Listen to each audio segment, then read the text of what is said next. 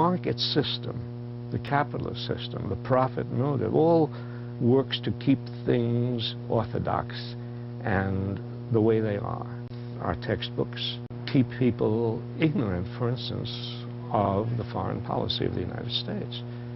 If our history books told young people the history of American foreign policy, they could never believe the president when he says, we are going to war for democracy or liberty. The state of the political system is corrupt. The political system is a system of two parties. These two parties have a monopoly of power. They pass from one to the other, and they follow basically the same policies. Aggressiveness abroad and moderation in helping people at home. So the political system is one that does not give an opportunity for people who are outside of the establishment to register their feelings. So the only way that people can register their feelings is in the streets. The tendency now is to look at the 60s and see a huge movement of black people for civil rights, a huge nationwide movement against the war. Well, we don't have that at this point in the war against Iraq. But if you look at the 60s, in the early part of the 60s, before it became a mass national movement, you can see the same things happening today, the building up of a movement.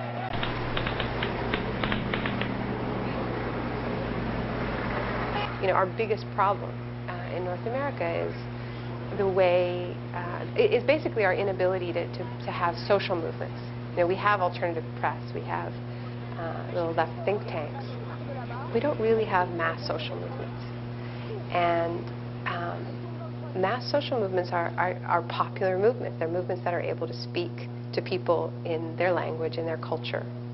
And I think that we are going to have to confront our media ghettoization and the effect it has even on our ability to have these basic conversations. But the exciting thing is when you have something that breaks through, that crosses over, the appetite for it is enormous. I mean, the situation with media in America is very strange because there's a media ocean and then there are some alternative media islands.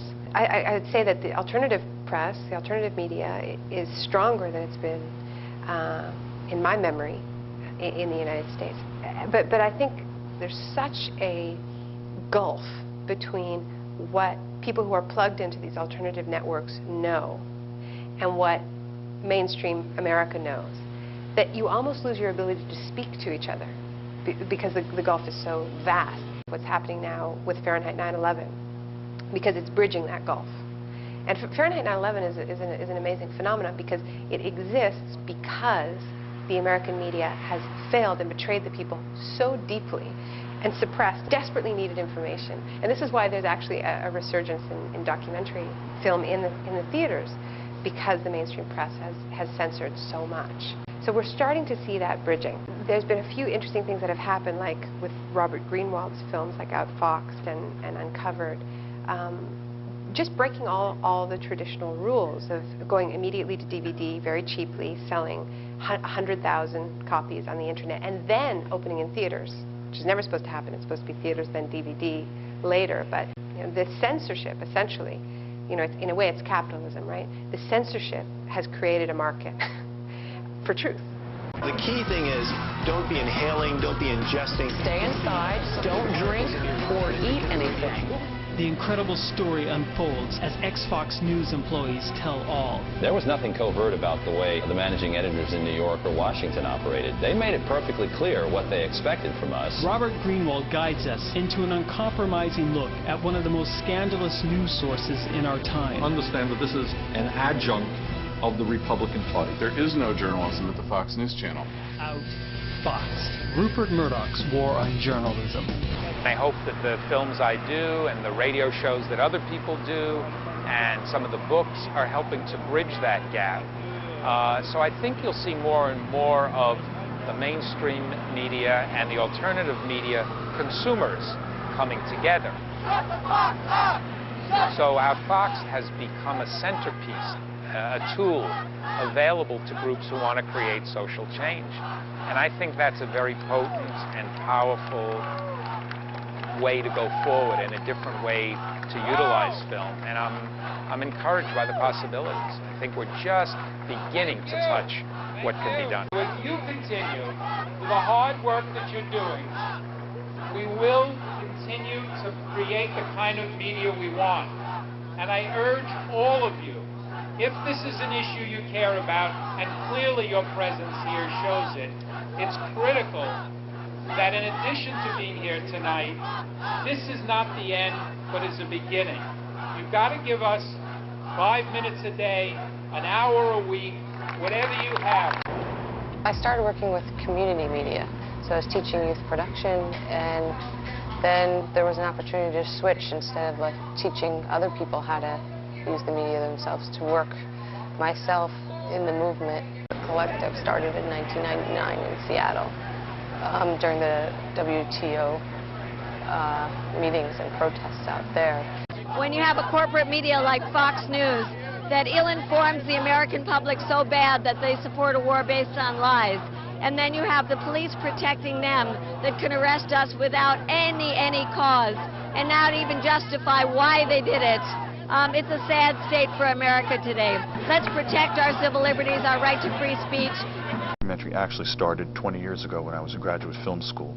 It was around the time of the hostage crisis. It seemed to me at the time that the way the news was being covered was changing, and that this was typified by Rupert Murdoch's New York Post. So I went and I interviewed the editor of the New York Post on video, very primitive video. Do you think that you people increase public panic sometimes about shortages?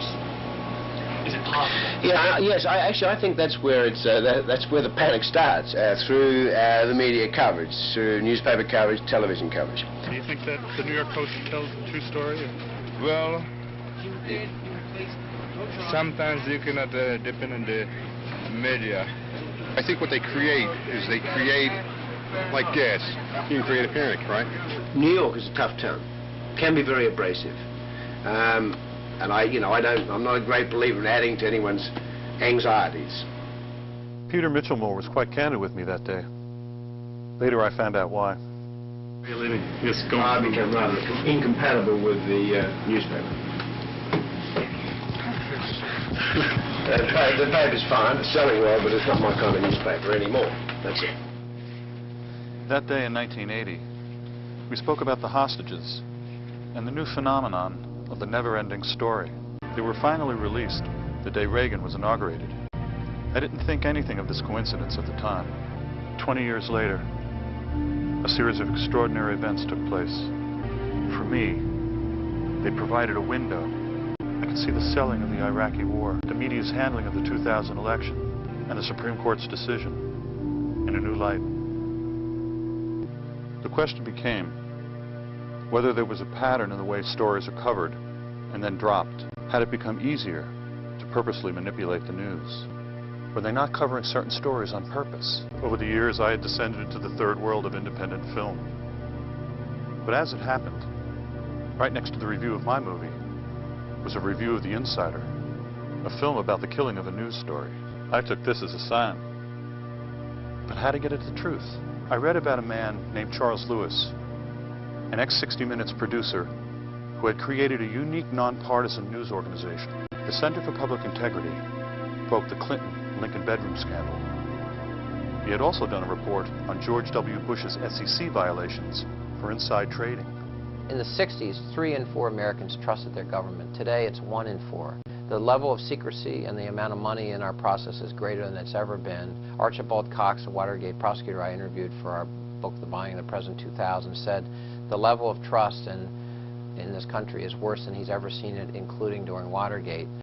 People sense, I think, that the financial elites and the political elites have become one and the same, and that the people themselves have no voice in Washington or in their state capitals, that they are somehow being left behind.